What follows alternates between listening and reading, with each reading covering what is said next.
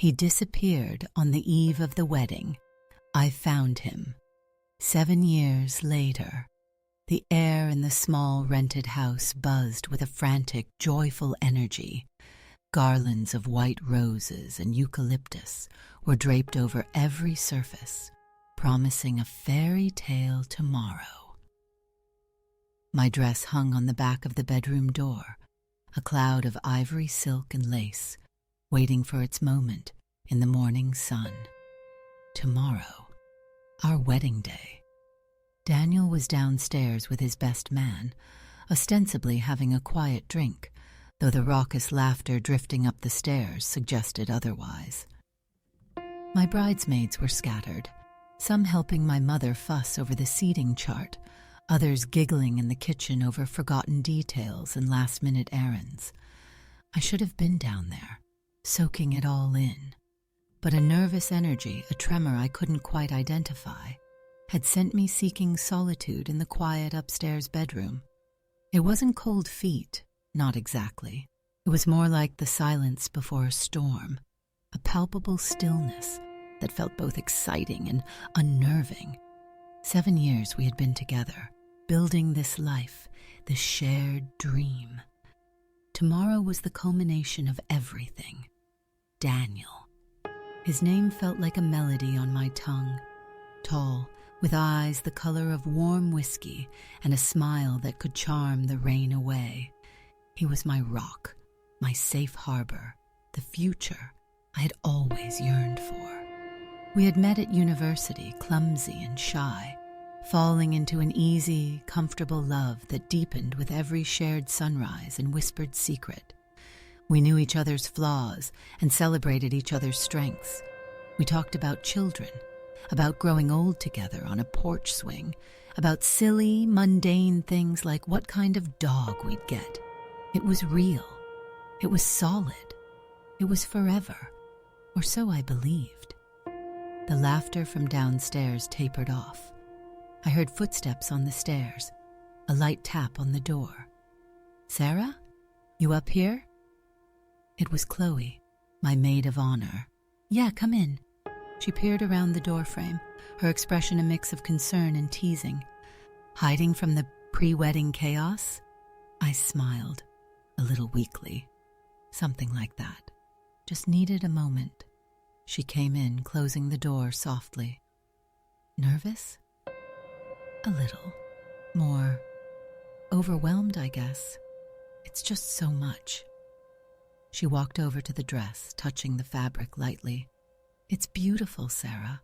Everything's beautiful, and you two, you're perfect together. Tomorrow's going to be the best day." "I know," I said, trying to quell the persistent, nameless anxiety. "Where's Daniel?"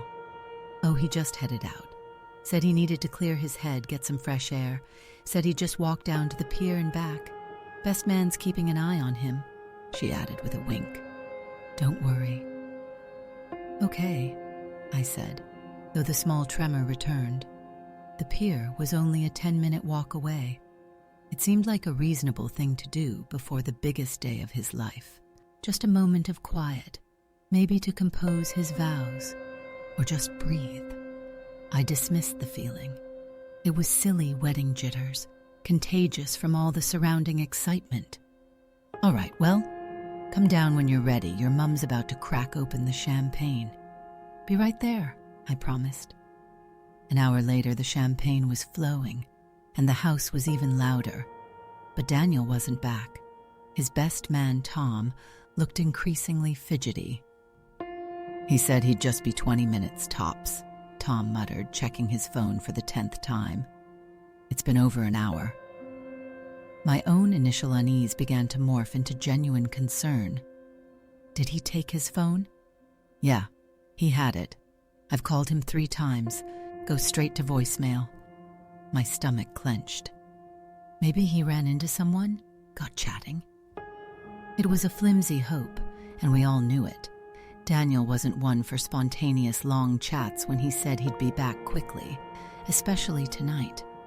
My father, sensing the shift in atmosphere, tried to lighten the mood, probably just admiring the view of the moon over the water.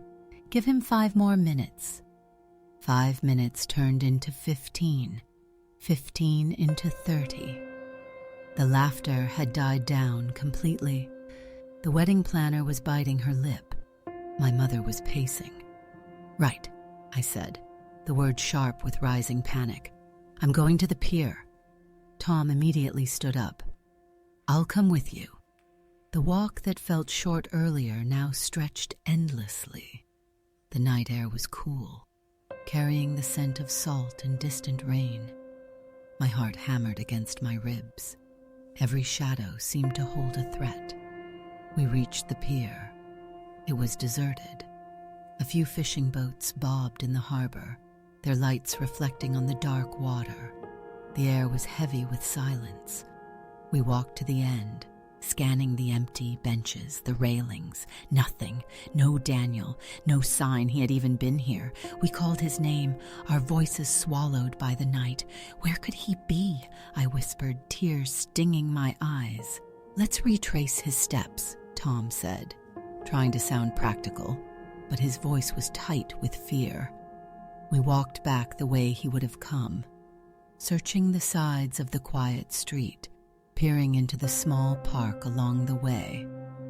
Nothing. Back at the house, the scene was chaotic. My parents were on the phone, calling friends, checking local spots Daniel might go to.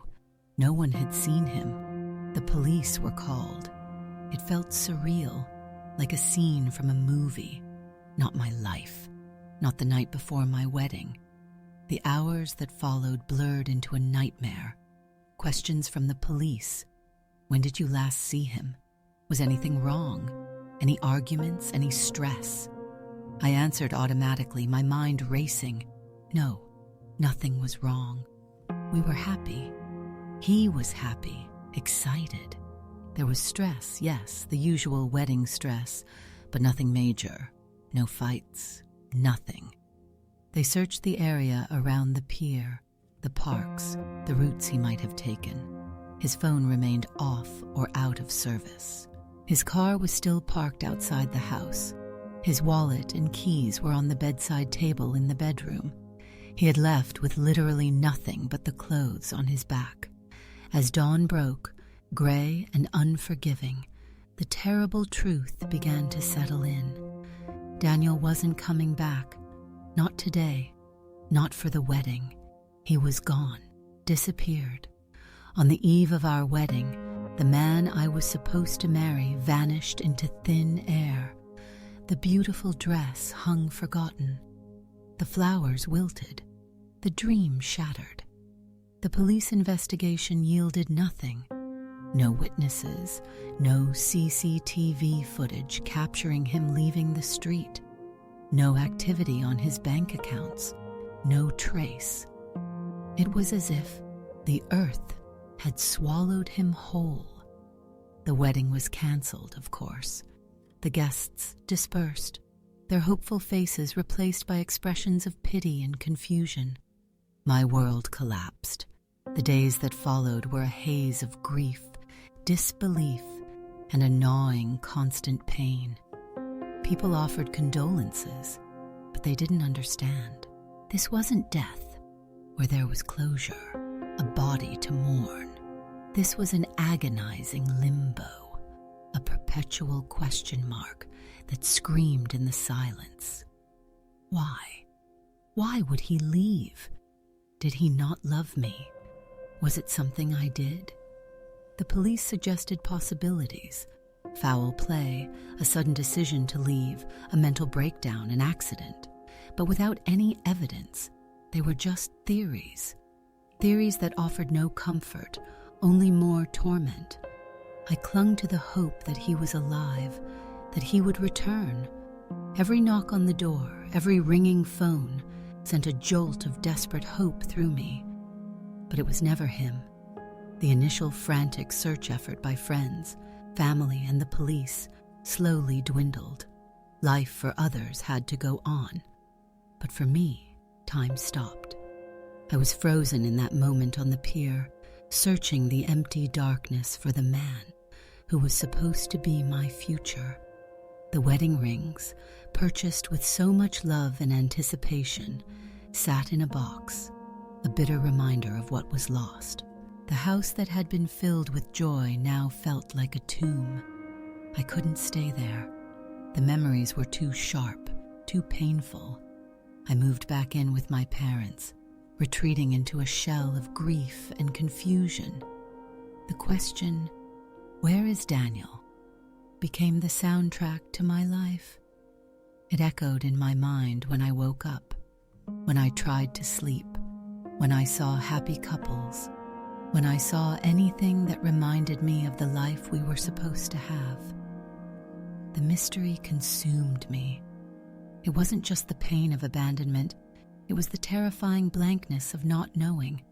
It was the lack of explanation, the absence of a goodbye. It was a wound that couldn't heal because the blade was still lodged deep within.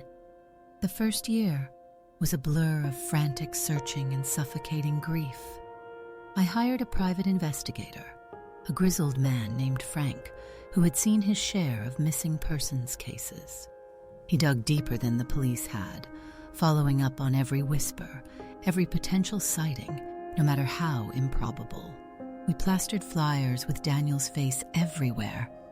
Lampposts, community boards, online forums. I spent hours online, sifting through missing persons databases, joining support groups for families of the disappeared. It was a world of perpetual heartache and slim hopes.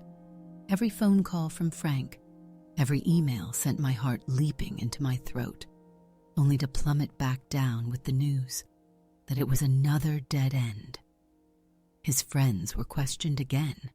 His family was interviewed, their lives also thrown into turmoil by his inexplicable vanishing. They were as bewildered and heartbroken as I was. There were no secret lives, no hidden debts, no history of depression or instability that anyone knew of. He was just gone. The physical search eventually yielded to a more internal, agonizing one. I searched my memories for clues, for anything I might have missed. Had he said something, done something, in the days or weeks before the wedding that could have hinted at this? I replayed every conversation, every moment we shared, searching for a hidden meaning, a sign of distress, a flicker of doubt. But I found nothing. Only the consistent, overwhelming evidence of a man deeply in love, excited about his future, excited about us. This made his disappearance all the more terrifying. It suggested something external, something unforeseen and perhaps dangerous had taken him. Or it suggested a level of deception I couldn't comprehend, a depth of betrayal that shattered the foundation of everything I thought I knew about him. As the second year passed, the intense public search effort began to wane. Frank had exhausted all his leads. The police case was moved to the inactive file, a cold case gathering dust. Friends stopped asking about him every day, their own lives moving forward.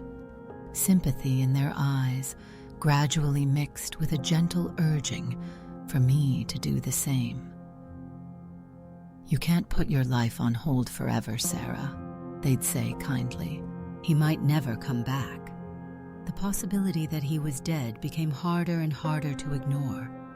It was a grim thought, but strangely, sometimes it felt less painful than the idea that he had chosen to leave me. Death would have been a tragedy, but abandonment was a personal wound that festered. I tried. I really did. I moved out of my parents' house into a small apartment. I went back to work, though focusing was hard, my mind constantly drifting to unanswered questions. I went through the motions of living. I saw friends. I went to parties. I even tried dating. That was a disaster. How could I explain the gaping hole in my life? How could I build something new when I was still haunted by the ghost of the past? One man I went out with was kind, attentive, everything you could want. But when he talked about the future, my mind went blank. My future had been Daniel. The thought of replacing him, of letting someone else occupy that space, felt like a betrayal. The date ended early, awkwardly. I retreated further into myself. Years 3, 4, 5. They blurred into a landscape of quiet grief and a strange kind of acceptance. Not acceptance that he was gone forever, but acceptance of the state of not knowing. The constant frantic energy of the initial search was replaced by a dull ache, a chronic condition of the heart. I learned to live with the absence, to navigate the world with a part of me missing. I became fiercely independent, relying only on myself. Trusting anyone else felt too risky. The dreams I had for my life shifted. Marriage, family, they felt like concepts from a different lifetime. I focused on my career, finding a sense of purpose in work. I traveled alone, seeking solace in new places, though his memory followed me everywhere. A sunset over a foreign city would remind me of the sunsets we watched from his small balcony. The scent of the ocean would take me back to the pier. By year 6, the hope of finding him alive had become a tiny, flickering candle in the dark. Most days I assumed he was gone, either dead or living a new life somewhere, having made a deliberate choice to disappear. The second possibility still stung, a betrayal that no amount of time could fully heal. The question, why, had lost its frantic edge, becoming instead a quiet, persistent hum. Then, in the early spring of the 7th year, something happened that ripped open the fragile scar tissue I had built around my heart. It was a Tuesday evening. I was scrolling through a local news website, boredom and habit guiding my cursor, when a small article caught my eye. Local man saves child from drowning in harbor.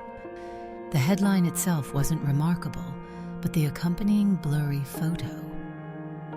It sent a jolt through my entire body, a shockwave that left me breathless and trembling.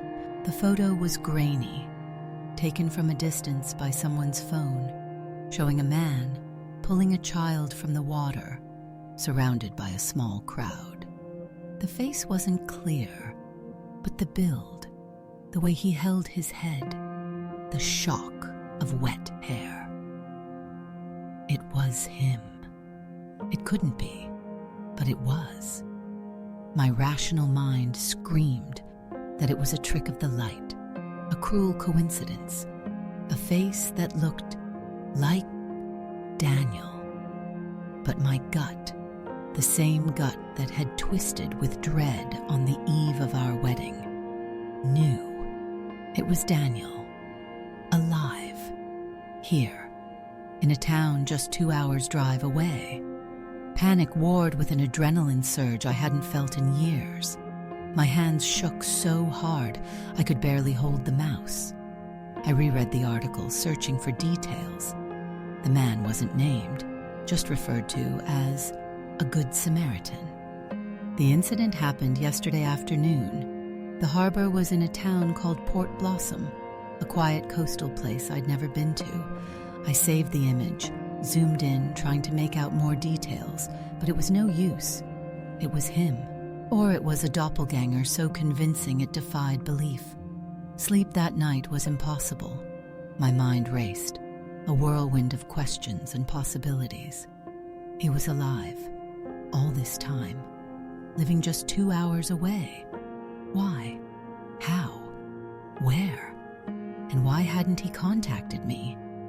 The pain of his disappearance was suddenly overshadowed by the fresh, searing wound of this revelation. He was alive and had chosen not to be found by me. The next morning I called Frank, the private investigator. He listened patiently as I breathlessly explained, sending him the link to the article and the photo. He was cautious, Sarah, it's a blurry photo. Could be anyone with a similar build. But I insisted. I knew it was him. Something in my voice, the absolute certainty born of years of searching, convinced him. He agreed to look into it. But I couldn't wait. I felt a pull so strong, so undeniable, that I knew I had to go. I called work, mumbled something about a family emergency, packed a small bag, and got in my car. The drive to Port Blossom felt like a journey across time itself. 7 years.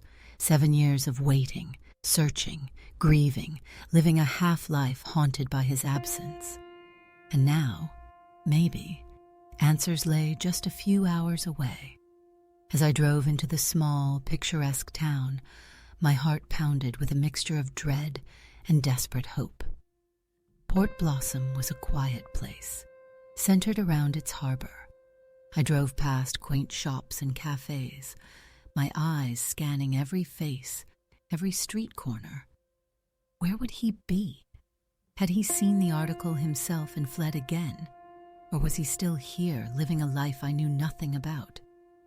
I checked into a small guest house near the harbor. From my window, I could see the water where the rescue had supposedly happened. I walked down to the harbor, pretending to be a tourist, my gaze sweeping over the fishing boats, the local businesses, the few people milling around. I showed the blurry photo to a couple of shop owners, asking if they recognized the man. One shrugged, another squinted. Maybe. Looks a bit like a fellow who works down on the docks. Keeps to himself. My breath hitched. The docks? Where? He pointed to a cluster of sheds and boat repair yards further down the harbor front. It wasn't a public area, more industrial. My stomach twisted. A dock worker?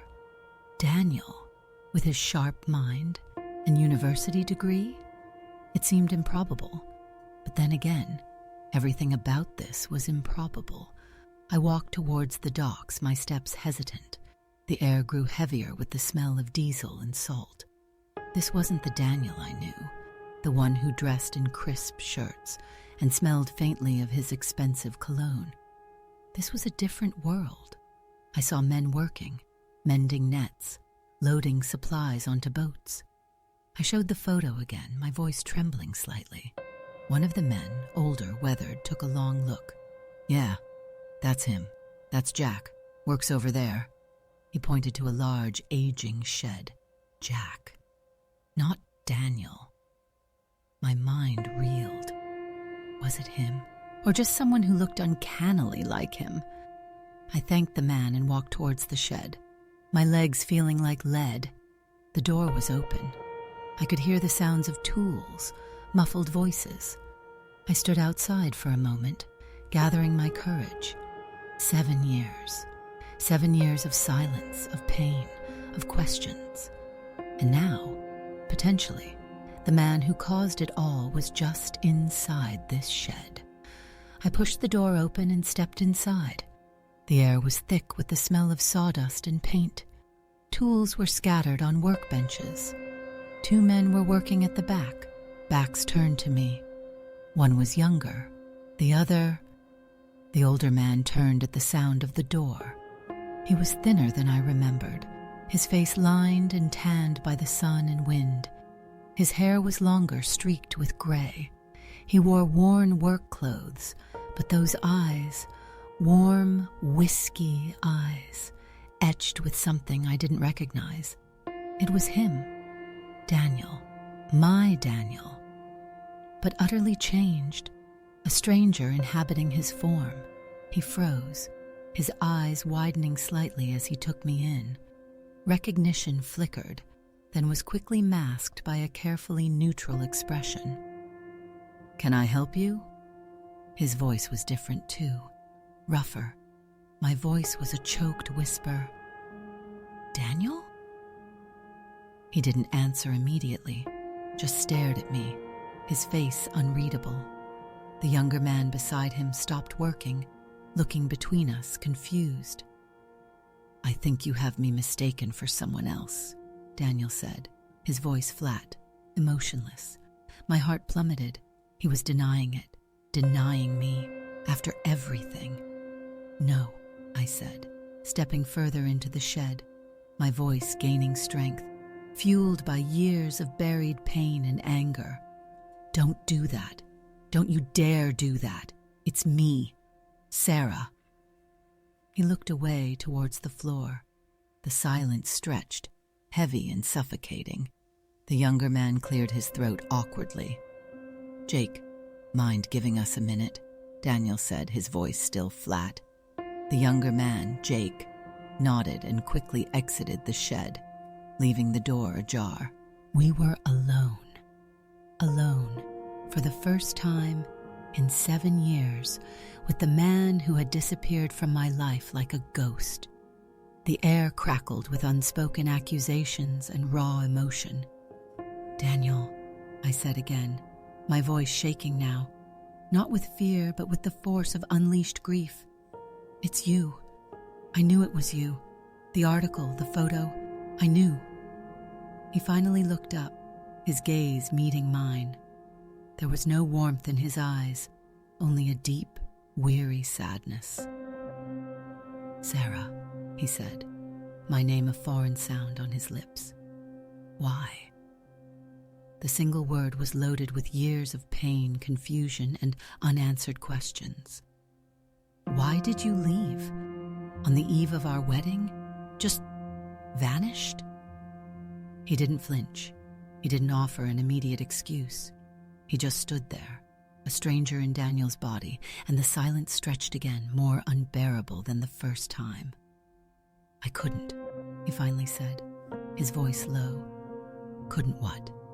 Marry me? Was that it? You didn't love me. You changed your mind? The words tumbled out, laced with bitterness. No. God, no. It wasn't that. He finally showed a flicker of emotion, a pained expression crossing his face. I loved you, Sarah, more than anything. That's why I had to leave. His explanation made no sense. That's insane, Daniel. Leaving the woman you love is why you have to leave her? He sighed, a long, heavy sound. He walked over to a workbench, sitting down heavily. He looked exhausted, defeated. It's a long story, Sarah. I have 7 years' worth of time, I said, my voice cold. He hesitated, then began to speak, his gaze fixed on his hands, clasped tightly together. It goes back a long way. Before I even met you, my father. He wasn't who you thought he was, or who anyone thought he was. He paused, as if gathering the strength to continue. He was involved in things, illegal things. When I was a kid, I didn't understand. I just knew he was often away, that we moved around a lot, that there were men I didn't know visiting the house late at night. As I got older, I started to realize he was part of a network, organized crime. My mind reeled. Daniel's father? The quiet, respectable man who had always been so kind to me? It was impossible. He kept his life compartmentalized, Daniel continued, his voice monotone as if reciting facts. The legitimate business front, the quiet family life, and the other life. I wanted nothing to do with it. I went away for university, put distance between us. I thought I was safe. I thought I could build my own life, a clean life, with you. He looked up at me then, and the pain in his eyes was unmistakable. Meeting you was the best thing that ever happened to me. You were everything pure and good, the future I desperately wanted. So what changed? I demanded, my voice sharp. My father died, he said, 2 months before the wedding. You were so supportive, remember? He had a heart attack. We thought it was just that. Natural causes. He shook his head. It wasn't. He was murdered. I gasped, covering my mouth with my hand. This was a nightmare. His death wasn't just about him, Daniel went on. He had made enemies, bad enemies, people he had double-crossed or owed money to, and they thought he had kept something back, information, money, something valuable to them. When they couldn't find it, they started looking at his connections, at his family. But you weren't involved, I said, still struggling to process this. They didn't care, he said bitterly. I was his son. They assumed I knew things or that I could be used as leverage. He looked up, his eyes fixed on mine, pleading for understanding. A week before the wedding, I got a message, a warning, veiled threats at first. Then they made it clear. If I went ahead with the wedding, if I stayed in my life, they would hurt you. They knew about you, Sarah. They knew everything. They knew how much you meant to me. My breath hitched. They threatened me to get to him? They said if I disappeared, if I cut all ties and became nobody, maybe they'd leave you alone, he explained, the words heavy with the weight of his decision. They wanted me gone, untraceable. It was the only way I could protect you. I stood there, silent, reeling from his words. This wasn't the abandonment I had envisioned, the selfish act of a man who didn't love me. This was a sacrifice, a terrifying choice forced upon him. So you just left? I finally managed, my voice weak. You didn't think to tell me? To explain? How? He asked, his voice rising slightly. How could I? Tell you that your fiancé is running from dangerous criminals who might hurt you, drag you into that world? I was watched, Sarah. I knew I was. If I had tried to explain, to involve you, they would have known.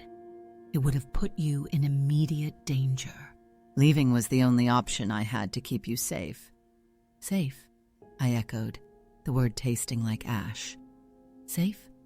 My life was destroyed, Daniel. For 7 years, I lived with the pain of thinking you had abandoned me. I grieved for you. I searched for you. I put my life on hold, convinced that you were either dead or hated me enough to vanish. Is that what you call safe? He flinched, as if I had struck him. I know, he whispered, his voice raw with pain. I know, Sarah. Every single day I have lived with that. Knowing the pain I caused you, it has been a living hell. He stood up, walking towards me slowly, stopping a few feet away. After I left, I went underground, changed my name, moved from place to place, took whatever work I could get, always looking over my shoulder, always terrified they would find me, or worse, find you. I lived like a ghost. No friends, no connections, nothing that could be traced. Port Blossom is the longest I've stayed anywhere. It's quiet. I thought maybe enough time had passed. Maybe they'd forgotten, but I could never be sure. And you never, not once, tried to contact me? I asked, tears streaming down my face. A postcard, an anonymous email, something to let me know you were alive? Every day I wanted to, he said, reaching out a hand as if to touch me, then pulling it back. Every single day, but I couldn't risk it. Any contact could have been traced, could have led them to you.